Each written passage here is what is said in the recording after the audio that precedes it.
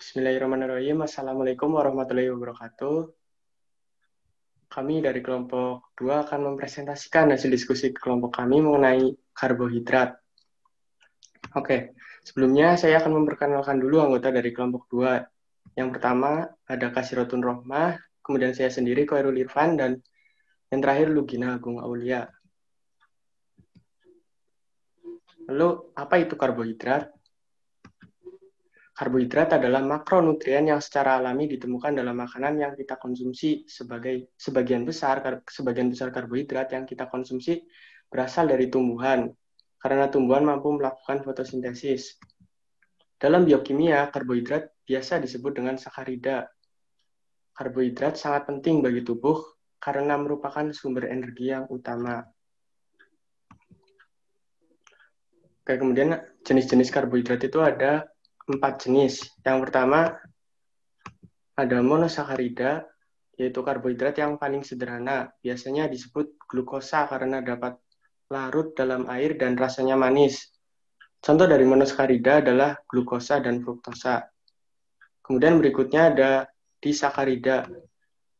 Merupakan gabungan dari 2 monosakarida melalui ikatan glikosidik. Disakarida yang sering kita temui di alam adalah sukrosa, maltosa, dan laktosa. Kemudian ada oligosakarida. Oligosakarida merupakan gabungan dari 3-10 monosakarida melalui ikatan glikosidik. Lalu yang terakhir ada polisakarida.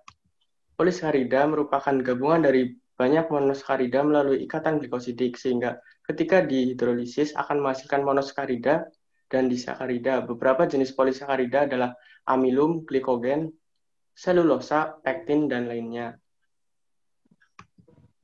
Kemudian akan dilanjutkan oleh teman saya.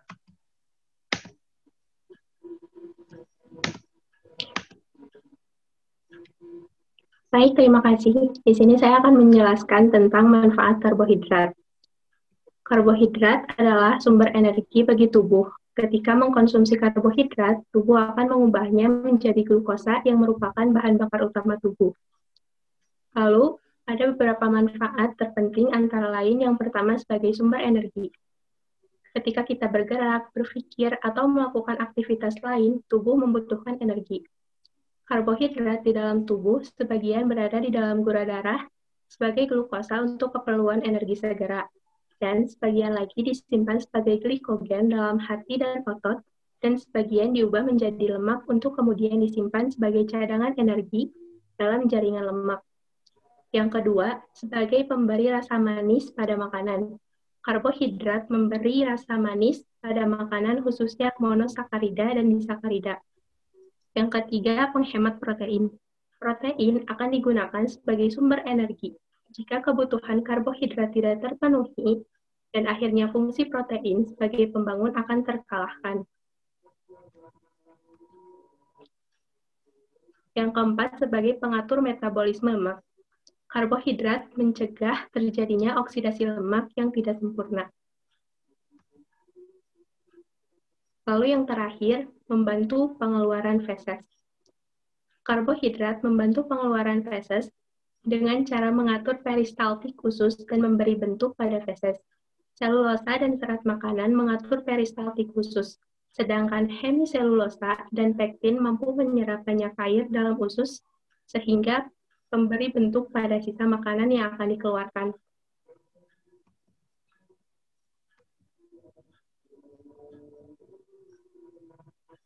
Selanjutnya ada penyakit akibat kelebihan karbohidrat. Yang pertama, obesitas, yaitu naiknya berat badan di atas normal sehingga menyebabkan seseorang tidak dapat beraktivitas dengan baik, seperti berjalan, berlari, dan bekerja. Obesitas dapat menyebabkan kematian jika tidak ditangani dengan baik.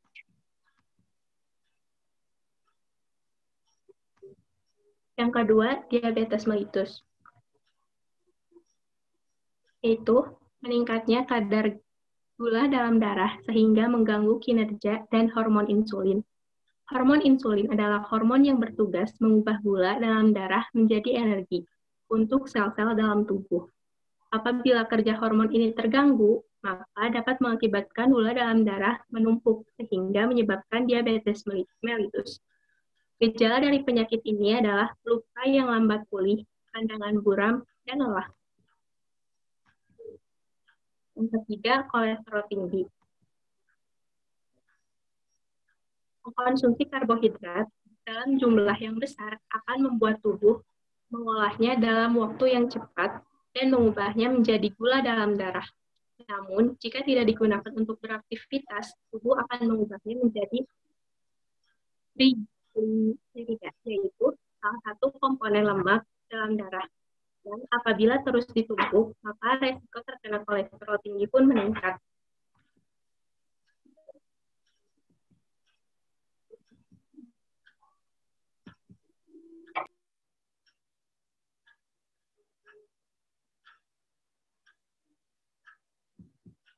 Ya, untuk selanjutnya akan dijelaskan oleh saya.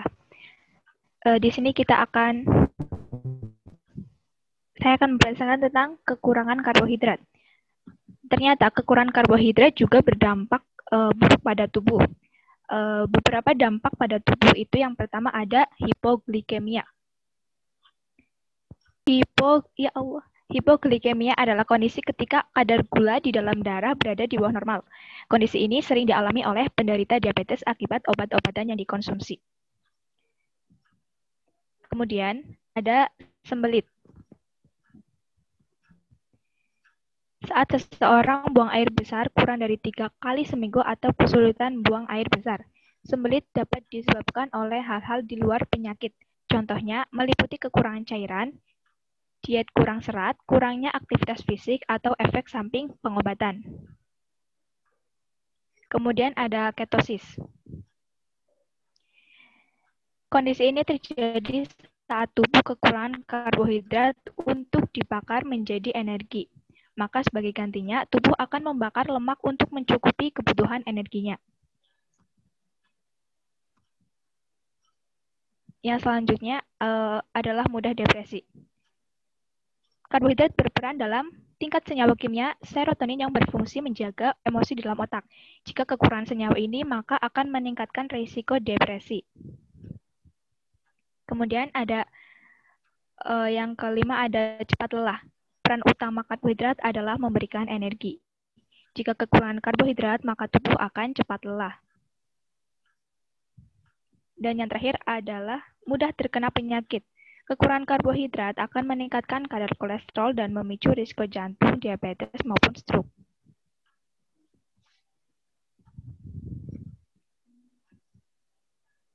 Kemudian ada uji karbohidrat. Bagaimana kita mengetahui bahwa suatu makanan mengandung atau memiliki karbohidrat? Di sini ada 5 uji karbohidrat yang bisa kita lakukan. Yang pertama ada uji Molis.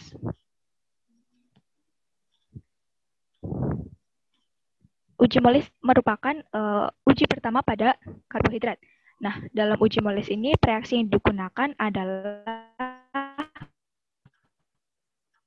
reaksi Molis dan asam sulfat.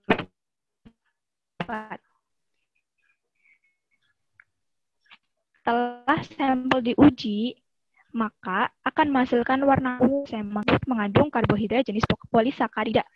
Apabila mengandung karbohidrat jenis polisakarida, maka hasil yang akan kita lihat adalah sampel akan berwarna biru, hitam, atau ungu.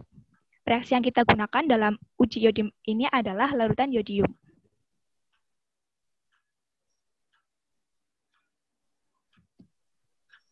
Kemudian yang ketiga ada uji Barfoot.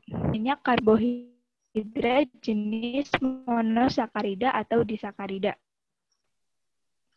Reaksi yang kita gunakan dalam uji Barfoot ini, jika ada hasil berwarna oranye di sampel, maka sampel tersebut mengandung karbohidrat jenis monosakarida. Kemudian yang keempat ada uji Benedict. Uji Benedict ini digunakan untuk mengetahui adanya gula pereduksi pada suatu sampel. Apabila sampel tersebut mengandung gula, maka setelah diuji hasilnya akan berwarna merah bata. Dan yang terakhir adalah uji Seliwanov. Uji Seliwanov ini digunakan untuk membedakan karbohidrat dengan gugus aldehid dan gugus keton. Apabila hasil uji coba bernilai positif, maka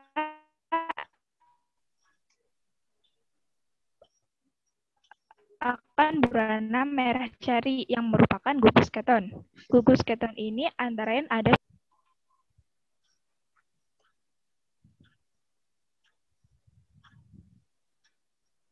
untuk hasil dari uji tersebut ada di slide berikutnya.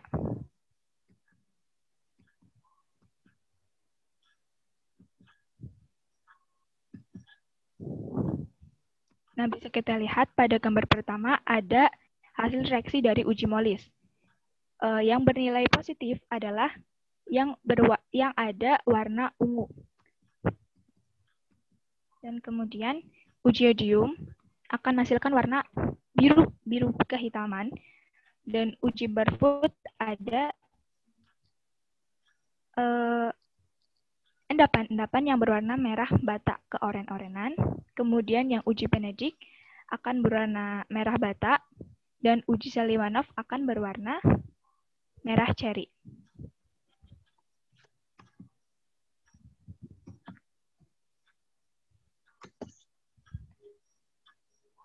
Jadi kesimpulannya, karbohidrat merupakan makronutrien yang secara alami terdapat pada makanan yang kita konsumsi. Karbohidrat sendiri dibagi menjadi 4, yaitu monosakarida, disakarida, oligosakarida, dan polisakarida. Beberapa fungsi karbohidrat yaitu sebagai sumber energi, memberi rasa manis pada makanan, menghemat protein, mengatur metabolisme lemak, mengatur pengeluaran feses.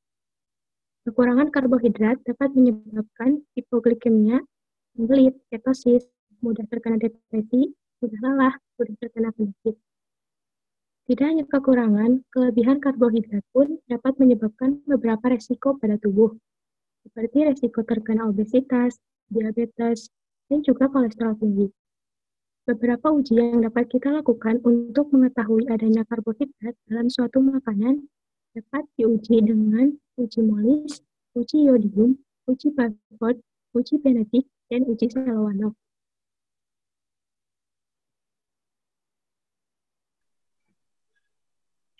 Oke, baik. Mungkin cukup sekian presentasi dari kelompok kami. Kurang lebihnya mohon dimaafkan dan dikoreksi. Billahi taufiq wal hidayah. Wassalamualaikum warahmatullahi wabarakatuh.